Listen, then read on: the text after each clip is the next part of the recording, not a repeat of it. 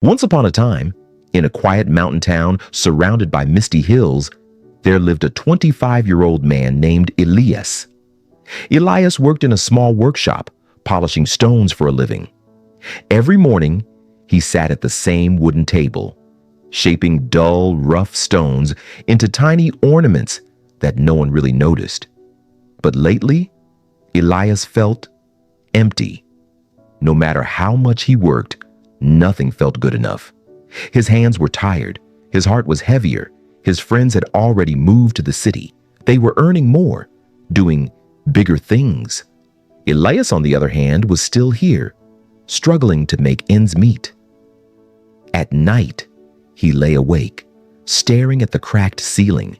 His thoughts whispered, "You're wasting your life. You're just polishing stones while others build empires." He sighed, staring at his rough, dusty hands. "They say hard work brings success," he muttered. "But when? When will all this pressure end?" Days turned into weeks. Hope slowly faded, like sunlight disappearing behind clouds. Until one morning, an old traveler visited his shop. He looked at Elias's trembling hands and said, "You look troubled, young man. What is weighing on your heart?" And that one question changed everything. Elias looked up. The old man stood quietly by the doorway. His beard was silver, his eyes calm and deep, like still water. There was something about him, peaceful, unshaken. "I feel lost," Elias confessed. "No matter how hard I work, nothing shines. I'm under too much pressure. I just want peace." The old man nodded slowly. "Peace," he said softly, "doesn't come by avoiding pressure. It comes by understanding it." Elias frowned. "I don't understand." The old man smiled gently. "My name is Master Orion. I once worked with stones like you, but now I help people polish something far more precious: their spirit." He gestured toward the mountain path outside. "If you truly want to understand pressure, come to my workshop on the hill tomorrow at sunrise. Bring one uncut stone that night." Elias couldn't sleep. Something about the man's words stayed in his mind. "Pressure, understanding it," he whispered. At dawn, with a small bag over his shoulder, Elias began his climb. The road was steep. Cold wind brushed his face. Every step felt heavy, but his heart a little lighter. After hours of walking, he reached a small hut nestled in the rocks. Smoke curled gently from the chimney. The sound of water echoed nearby.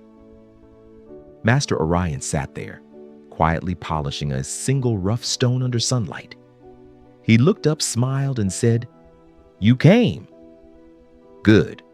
Let us begin." Master Orion placed 2 stones on the table, one dull, one shining like glass. He asked, "Do you know the difference between these two?" Elias shook his head. "The shining one," Orion said, "was born from pressure. Deep under the earth, it endured heat, time, and endless weight. The other broke before it could become strong."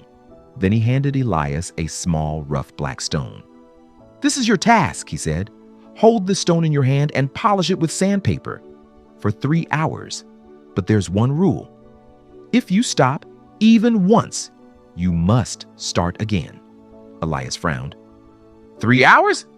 That's too long." The master only smiled. "Diamonds don't complain, they endure." And so Elias began. The first few minutes were easy. He rubbed the stone carefully, watching dust fall off. But soon his hands started to ache. His back hurt. His thoughts screamed, "This is pointless." The wind blew dust into his eyes. The sun rose high. Sweat dripped down his neck. He wanted to stop, but remembered the rule. He clenched his jaw. "No, I'll keep going minute after minute, hour after hour." His arms shook. The sandpaper wore thin, but he didn't stop, not even once. In that moment, his whole world became just the sound of rubbing, the roughness, the persistence, the rhythm of his breath. He wasn't thinking about success or failure anymore.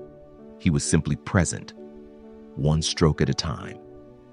Finally, after 3 long hours, Orion said quietly, "Enough." Elias dropped the stone on the table. His palms were red and sore. But when he looked closely, the stone glimmered faintly in the sunlight. A tired smile appeared on his face. "I did it," he said, voice trembling. "I didn't stop." Orion nodded. "Good. Now, look closer." Elias leaned in. The stone that once looked black now reflected soft light. Not perfect, but beautiful. Master Orion asked, "What did you feel while polishing it?" Elias thought for a moment. Pain, frustration. But after a while, "I stopped thinking. I just worked." Orion smiled. "Did you think about your worries? Your failures? Your friends in the city?" Elias shook his head. "No, I forgot everything." "Exactly," said the master. "That's the truth. Pressure is not your enemy. It is your teacher." He picked up the stone, holding it against the sunlight.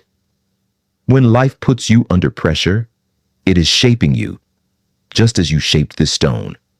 The heat, the friction, the discomfort. That's how beauty is formed, he continued, voice calm and steady. When you run away from pressure, you remain rough. When you resist it, you crack. But when you accept it, you shine. Elias stared at him in silence. The words sank deep. Orion added, "The stone didn't become brighter because it avoided friction. It became brighter because it endured it, patiently, completely, without stopping."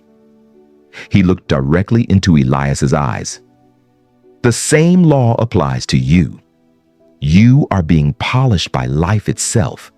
Every struggle, every challenge, every delay is shaping the diamond within you." Elias whispered, "So, the pressure I hate so much is actually helping me?" "Yes," the master said softly. "Pressure creates diamonds, Elias, but only if you let it." Elias sat quietly for a long moment. His heartbeat slowed, his breathing softened. "I understand now," he said. "When I stop complaining, when I keep working even when it hurts, that's when I'm becoming stronger." Orion smiled. "Exactly. Remember, you are not breaking. You are transforming." As Elias walked down the mountain that evening, the sky was painted in shades of orange and gold. Birds flew home. The cool wind touched his face softly. But something inside him had changed. The road was still rough. His hands were still sore, yet his heart felt calm, peaceful. He looked at the small stone in his hand, glowing faintly in the fading light. It wasn't perfect, but it was his, shaped by effort, pressure, and patience. He smiled for the first time in weeks, because now he understood. "Pressure isn't punishment," he whispered. "It's preparation." When he returned to his workshop, he didn't see dull stones anymore. He saw possibilities. He saw beauty hidden inside struggle. Days passed, then weeks. His work improved, not because his tools changed, but because he did. He no longer rushed, no longer complained. He worked with focus, with love, with peace. And slowly, people began to notice his creations. They said his stones looked alive. Elias only smiled and said, "They're alive because they were born under pressure, just like me."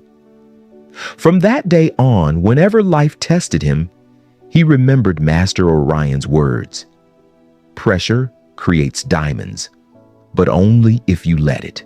So remember this: when life feels heavy, when everything seems too hard, don't curse the pressure.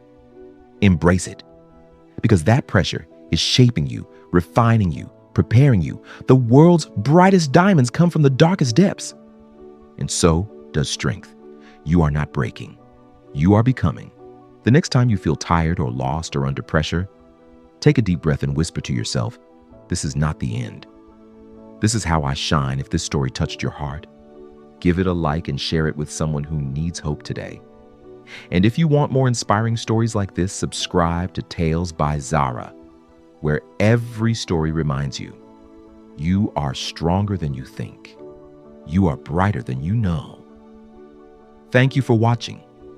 See you in the next story with new thoughts and new lessons.